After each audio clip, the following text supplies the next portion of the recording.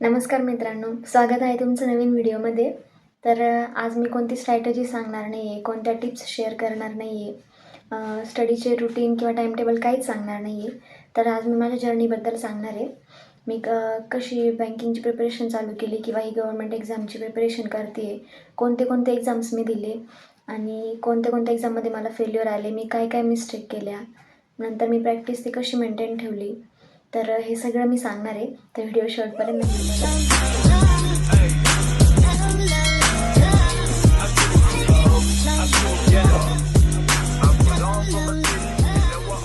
आणि सायन्समध्ये मला काय आउट ऑफ मार्क असायचे, मॅथमध्ये मी पासिंगच्या फक्त 1-2 मार्क जास्ती स्कोअर करायचे. म्हणजे मॅथ माझं थोडंसं डाऊनच होतं, बेसिक स्ट्रॉंग नसल्यामुळं. आणि ऑफलाईन क्लासेस पण मी लावलेले नव्हते किंवा आम्ही जिथं राहत होतो तिथून लांब होते. मग त्यामुळे मी सगळं ऑनलाईन कवर केलं होतं. 10th माझी न्यू इंडियन एराचे प्रशांत सर, परत मॅथचे दिनेश सर यूट्यूबवर आहेत, त्यांची व्हिडिओज मी बघायचे. परत पवन वाघ अकॅडमी म्हणून होते, त्यांची व्हिडिओ मी बघायचे. आणि तसंच मी 9-10 कवर केली. मग 10th झाल्यावर म्हणलं की बघू सायन्सच घेऊ, पुढं बघता येईल काय करायचं. सायन्स जरी घेतली तरी मग बाकी स्ट्रीम मला जरी चेंज करावं वाटली तर मी शिफ्ट करू शकते, पण एकदा कॉमर्स आणि आर्ट घेतल्यावर काही करता येणार नाही. तर आम्ही सायन्स घेतली. 12thमध्ये असताना कोविड आला होता 2020मध्ये. तर त्यावेळी काय झालं, 12thचे ऑफलाईन एक्झाम हे प्रॉपर झाले नव्हते, फक्त प्रिलिम्स वगैरे झाल्या होत्या. आणि मग त्यामुळे जास्त टाईम असायचा, सगळे घरी असायचे. तर तेव्हा ना मी यूट्यूबवर बघायचे की गव्हर्नमेंट एक्झामचे इंटरव्ह्यू यायचे त्या ॲस्पायरंटचे जो स्टॉक्स मी खूप बघायचे तेव्हा. तर मग कोणी कसं प्रिपेअर केलं आहे, परत यूट्यूबर आहेत त्यांचे पण व्हिडिओज मी बघायचे. तर ना बरेचसे कॉमन टीचर्स मला तिथं भेटले, ज्यांना मी यूट्यूबवर बघायचे की त्यांनी बँकिंग एक्झामची तयारी केली, SSCची केली. कारण जे मी मॅथ्स बघायचे, मॅथच्या ट्रिक बघायचे, मॅथ मला समजत नसायचं, तर ज्या टीचर्सला मी बघायचे ते जो स्टॉक्सवर त्यांचे इंटरव्ह्यू पण आलेले होते. तर मग तिथून मला क्युरिओसिटी वाढायची की नेमकी यांनी काय केलं इथपर्यंत यायला. आणि ते सांगायचे का मी मॅथमध्ये एकदम वीक होतो, मग कशी त्यांनी इम्प्रूव्हमेंट केली. मग ते सगळे इंटरव्ह्यू मी बघायचे. मग मला इंटरेस्टिंग वाटायला लागलं हे गव्हर्नमेंट एक्झामचं. मग त्यानंतर हळूहळू मी बघितलं SSC आणि बँकिंग बरंच काय काय असतं.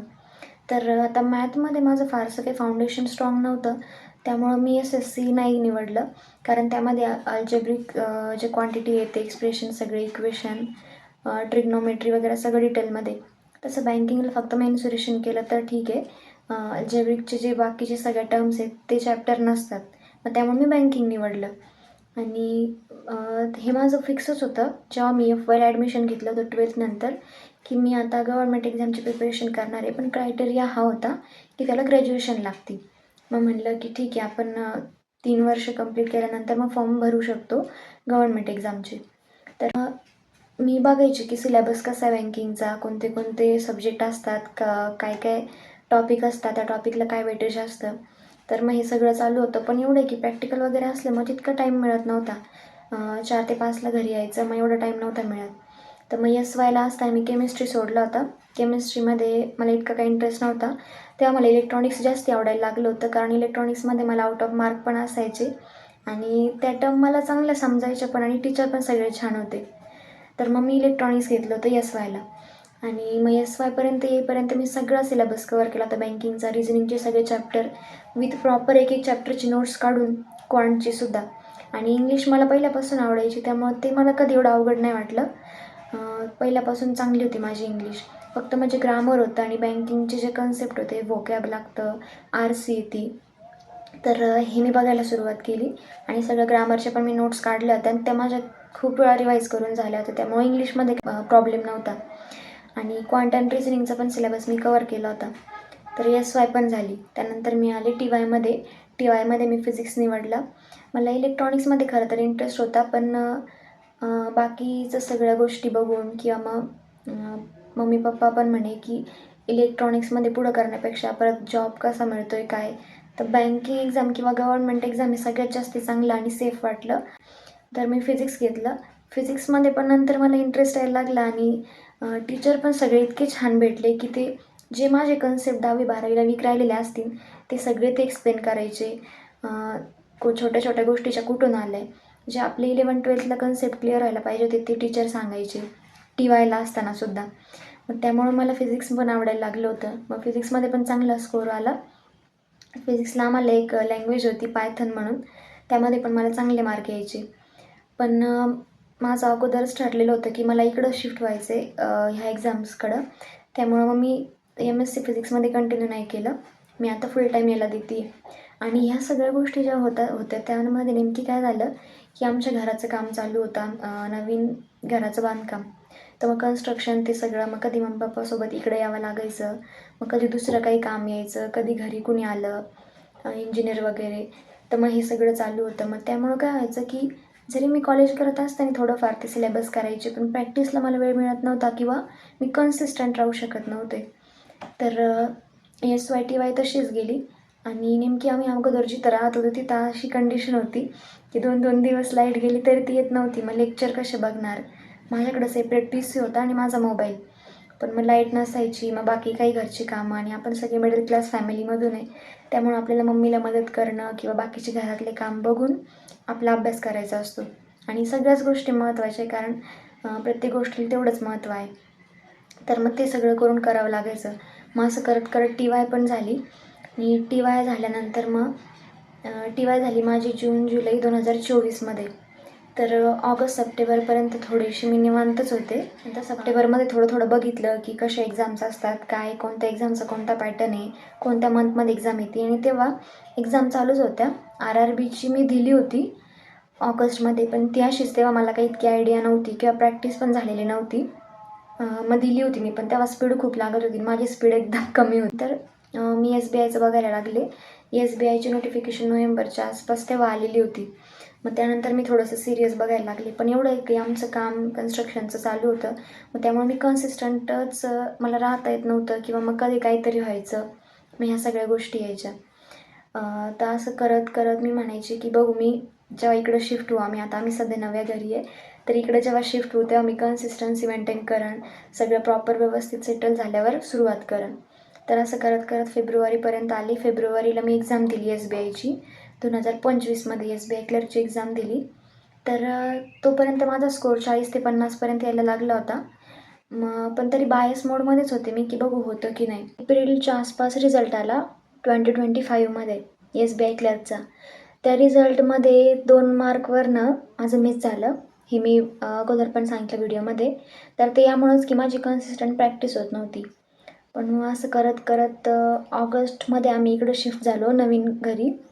तर मग आता मी कन्सिस्टंट प्रॅक्टिस ती सुरुवात केली आहे. मेन्सची मॉक द्यायला लागली आहे.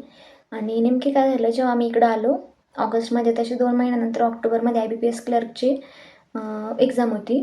तर मी ती दिली आणि ती माझी फर्स्ट अटेम्प्टमध्येच क्लिअर झाली. तर का, तर मग तेव्हा प्रॅक्टिस वगैरे सगळं चांगलं झालेलं होतं. क्वांट ॲरिथमॅटिक पण मला जमायला लागलं होतं. स्पीड पण आली होती भरपूर. तर मला वाटायचं होतं की नाही, पण ठीक आहे, ते झालं पहिल्या अटेम्प्टमध्ये. मग नंतर मेन्स दिली मी, पण अजून रिझल्ट आलेला नाही, बघू काय होतं. तर आता हे सगळं मी जे सांगते किंवा मी एवढं स्टेबल राहून तुम्हाला सांगू शकते किंवा तुम्हाला वाटत असेल की इतकं सगळं व्यवस्थित झालं आहे, अभ्यास चालू आहे, तर हे असं अजिबात नसतं. मी जेव्हा सुरू केलं तेव्हा मला काहीच समजत नव्हतं. एक एक चॅप्टर मी जेव्हा करायचे, तो इतक्या मल्टिपल टाईम्स बघायचे, तेव्हा त्या कन्सेप्ट मला समजायच्या. आणि प्रॅक्टिसच्या वेळी पण मॉकमध्ये कधी कधी एकदम चांगले मार्क येत आहे. एका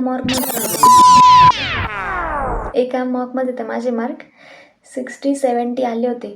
आणि नंतर अचानक काय व्हायचं की 40 यायचे, कधी कधी 30पर्यंत जायचे. तर मग स्पीड किंवा त्या मॉकच्या लेवलनुसार मार्क व्हॅरी करायचे. पण मग मला असं वाटायचं की ही नेमकी काय चालू आहे. मग आता मी मम्मीला सगळं सांगते माझं, मम्मी हे नाही येते, मम्मी ते नाही येते, हा क्वेश्चन नाही जमला, मॉकमध्ये मार्क चांगले नाही आले. तर मम्मी मला सपोर्ट करायची, समजून सांगायची. पप्पा पण पहिल्यापासून सपोर्ट करते की जे तुला आवडते, जे त्याच्यामध्ये तुला इंटरेस्ट येतो ते कर. मग त्यांचं काय नव्हतं.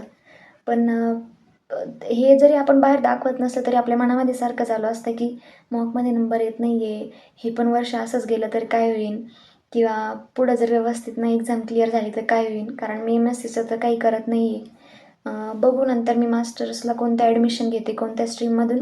आता जिथं मी सध्या आहे, आता जी मी प्रॅक्टिस करते, इथं आल्यावर मला असं वाटतं की त्या अगोदरच्या श्रेयाला म्हणा, बाई तू किती काळजी करत होती, इतकी काळजी नको करू. आपण तेव्हा त्या गोष्टी जेव्हा चालू असताना तर थोडा काय होतं की निगेटिव्ह झालं की आपण अजून निगेटिव्ह विचार करत जातो आणि निगेटिव्हिटी वाढते. तर हे मी चांगलं शिकले आणि त्यामुळे मला वाटतं की ते सगळं बघणं महत्त्वाचं होतं.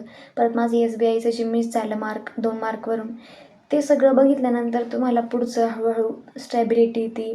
थोडे तुमचे विचार पण पॉझिटिव्ह होतात, माइंडसेट पॉझिटिव्ह होतो. त्यामुळे हे खूप महत्त्वाचं आहे आणि पेशन्स लागणार आहे शेवटपर्यंत. कारण आपण आता ही एक्झाम निवडली त्यामध्ये पेशन्स महत्त्वाचे लागते आणि कन्सिस्टन्सी.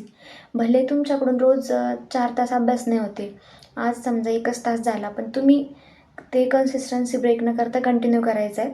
मॉकमध्ये नंबर नाही आले, कन्सेप्ट नाही समजत आहे, पण एक एक दिवस स्वतःला पुश करायचं आहे, काहीतरी नवीन बघायचं आहे. रोज पझलची प्रॅक्टिस करायची आहे, ॲरिथमॅटिकची प्रॅक्टिस करायची आहे आणि आता मी इथपर्यंत आले. आता मी फुल टाईम देते आहे, कन्सिस्टन्सी ठेवते आहे, मेनची प्रॅक्टिस करते आहे. तर मला सगळ्यात महत्त्वाचं तुम्हाला हे सांगायचं आहे की तेव्हा पण मला वाटायचं की मी यूट्यूब चॅनल चालू करावं. मी बाकीच्यांचं बघायचे मला किंवा समोर स्पीच द्यायला आवडायचं. मी कॉलेजमध्ये, स्कूलमध्ये असताना द्यायचे, कॉम्पिटिशनमध्ये पार्टिसिपेट करायचे. पण तेव्हा असं डाऊटमध्ये असायचे मी की माझ्या स्वतःकडंच अजून काही नाही आहे किंवा मी कोणती एक्झाम क्लिअर केलेली नाही आहे, तेवढा कॉन्फिडन्स पण नव्हता. तर मी दुसऱ्यांना काय गाईड करणार आहे. पण आता ठीक आहे, जेवढ्या गोष्टी मी बघितल्या आहे, एक्झाम पण दिल्या आहे, बऱ्याच एक्झाम दिल्या आहे. तर त्यामुळं थोडीशी स्टॅबिलिटी आली आणि आता मी तुम्हाला गाईड पण करू शकते आणि माझी जी सगळी जर्नी आहे यामधून नक्की तुम्हाला काहीतरी शिकायला मिळेल. कारण माझी जी सगळ्यात मेन जी चूक झाली ती कन्सिस्टंट प्रॅक्टिस होत नव्हती. त्यामागं आता हे कारणं होते. पण ठीक आहे, काही नाही. आता आपण सुरुवात करूया. मी पण प्रिपरेशन चालू केली आहे आणि सगळ्यात महत्त्वाचं, जर तुम्हाला क्वांटसाठी चांगले टीचर पाहिजे असतील तर आशिष अरोरा सर, कौशिक मोहंती सर आणि Harshal sir. Career definer, studified capsule, learning capsule असं चॅनल आहे. हे तुम्ही बघू शकता. अड्डाची टीम चांगली आहे सगळी, पण नेमकी काय झालं की अड्डाचं जे कंटेंट आहे ते मला त्या लेवलपर्यंत वाटत नाही की एक्झाम लेवलची प्रॅक्टिस होईल. कारण मी अगोदर बघायच्या अड्डाचं सगळं लेक्चर वगैरे. पण ठीक आहे, मी सजेस्ट करेन की तुम्ही त्यांचं न बघता आशिष अरोरा सर यांना पण बघू शकता किंवा कौशिक मोहंती सर. हे बेसिक खूप चांगलं घेतात. त्यांनी यूट्यूबवर सगळं घेतलं आहे, ते तुम्ही बघू शकता. कारण काय होतं की अगोदरच आपण त्यामध्ये वेळ घालवत गेलो, मग प्रॅक्टिसच्या वेळी थोडे हाय लेवल क्वेश्चन आले तर मग अवघड होणार आहे. तेच माझ्यासोबत पण झालं. तर अड्डाचं कंटेंट ठीक आहे, तुम्ही एकदा चेक करून बघा. तुम्हाला काय वाटतं आहे, तुम्हाला कोणत्या टीचरचं जास्ती समजतं आहे, त्यानुसार तुम्ही कंटिन्यू करा. आणि बाकी अजून कशाची स्ट्रॅटेजी व्हिडिओ काही हवी आहे ते मी तुम्हाला नक्की घेऊन येत जाईल. ते मला तुम्ही सांगा आणि माझ्या जर्नीमधून तुम्हाला काहीतरी नक्की शिकायला मिळालं असेल. माझे जे जे अनुभव आहे ते पण मी तुमच्यासोबत शेअर करत जाईन. कधी डिमोटिवेशन झालं, कधी बोर झाले तर थोडंसं गॅप घेत जा, 1-2 दिवस ठेवून देत जा आणि परत सुरुवात करत जा. तर मग हेच होतं मग सगळं प्रिपरेशनचं. आता बघू, IBPS क्लर्कचा अजून रिझल्ट आलेला नाही आहे, तो येऊ शकतो. बघू काय होतं. पुढची कोणती व्हिडिओ तुम्हाला कशासाठी हवी आहे ते मला नक्की सांगा. तुमचे काही डाऊट असतील, एक्झाम रिलेटेड काही क्वेरीज असतील ते पण मला विचारा. आणि ही व्हिडिओ बघण्यासाठी खूप खूप धन्यवाद. बाय.